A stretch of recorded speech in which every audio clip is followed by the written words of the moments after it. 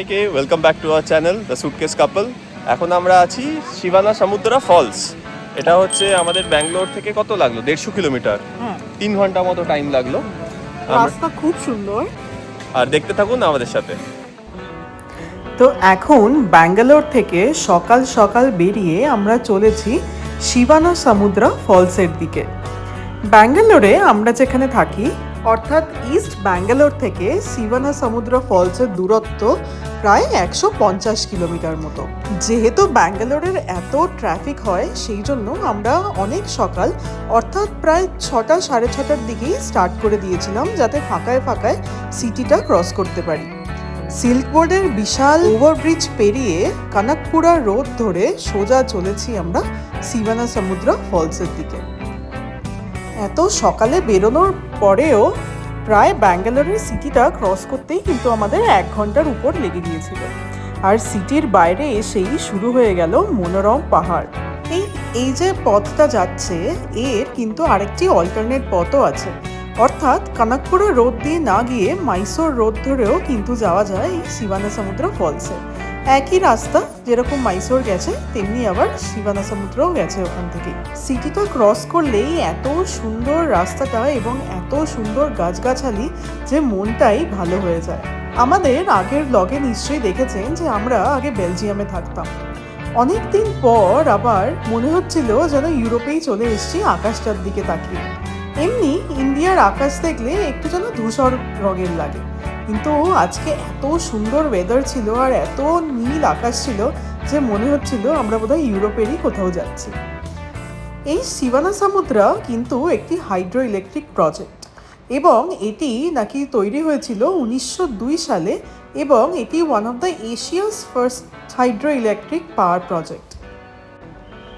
তো প্রায় 2.5-3 ঘন্টা পরে আমরা চলে এসেছি এই শিবানা সমুদ্রম ফলসের কাছে। রাস্তায় কিন্তু এমনি প্রচুর দোকানপত্র ছিল, তো খাবার বা জলের কিন্তু কোনোই সমস্যা নেই। আর সিটিটা ক্রস করলেই এত সুন্দর রাস্তা যে গাড়ি নিয়ে আসতেও কিন্তু একদম কোনোই প্রবলেম হবে না। আমরা তো গাড়িতে এসেছি, কিন্তু এখানে এসে দেখলাম যে এখানে বাইকার্সরাও কিন্তু প্রচুর আসে।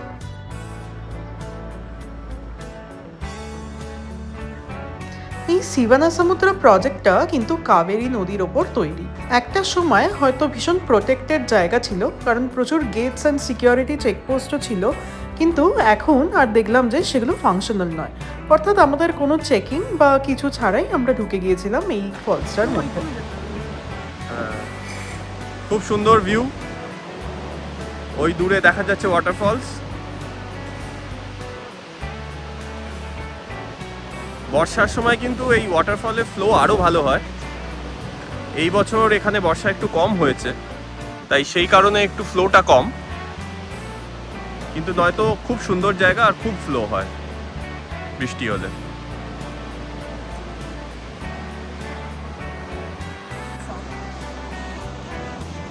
চারিদিক তো অপূর্ব, আজকে ওয়েদারও খুব সুন্দর, কি সুন্দর লাগছে তাই না?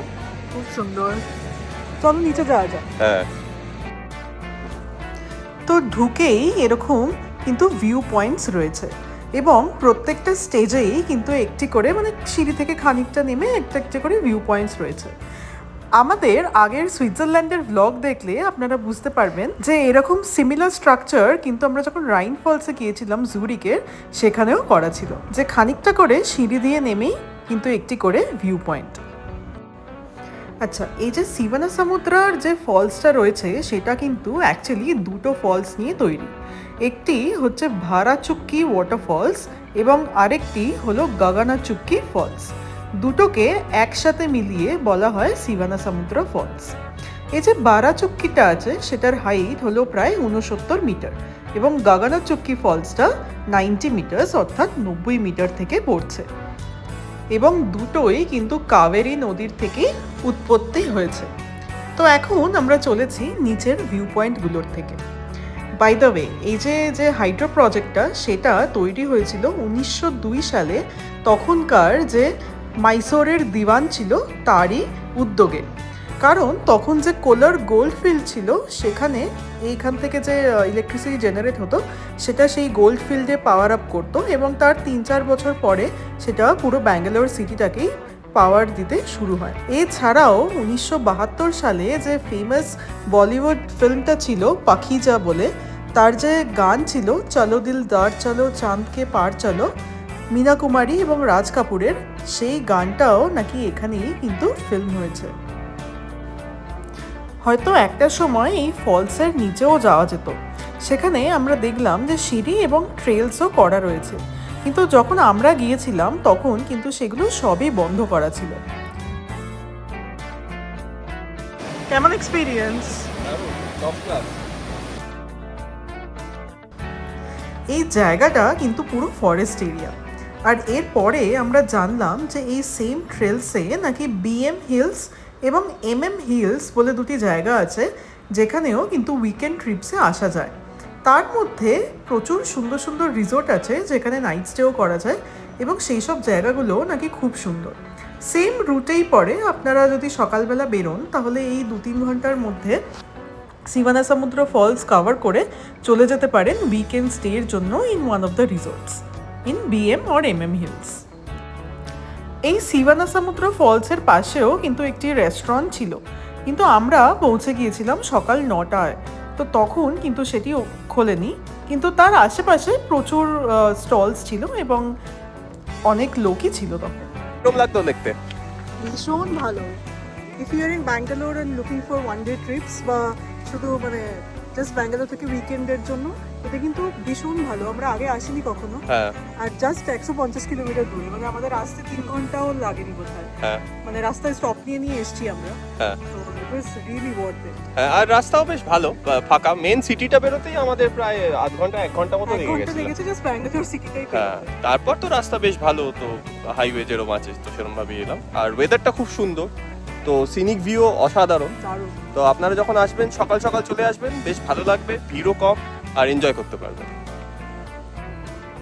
তো যাওয়ার সময় আমরা কানাকপুরার যে রোডটা দিয়ে এসেছিলাম সেটা দিয়ে না গিয়ে আমরা চলে গিয়েছিলাম মাইসোর রোড দিয়ে। তো তার পথেই একটি জায়গায় একটি খুব সুন্দর রিসোর্ট ছিল, সেখানে আমরা লাঞ্চটা সেরে নিয়েছিলাম। আর এই যে রিসোর্টটা ছিল এখান থেকে মাইসোর কিন্তু জাস্ট 40 কিলোমিটার ছিল। আর এই মাইসোরের পথ ধরে সোজা গেলেই কিন্তু চলে আসবে শোলে, যেখানে শুটিং হয়েছিল সেই জায়গাটা, অর্থাৎ রামনগর। ব্যাঙ্গালোর থেকে 2 ঘন্টার মতো লাগে এই জায়গাটায় আসতে, আর ঠিক মাইসোর আর ব্যাঙ্গালোরের মাঝখানে পড়ে এই রামনগর জায়গাটা। তো আপনারা যদি চান এখানেও কিন্তু একটি ছোট্ট স্টপ নিয়ে দেখতে পারেন এই লোকেশনটা। এমনি দেখতে কিন্তু খুব সুন্দর ছিল। যাকগে, আজকের ভিডিও এখানেই শেষ করছি, দেখা হবে আবার পরের ভিডিওতে।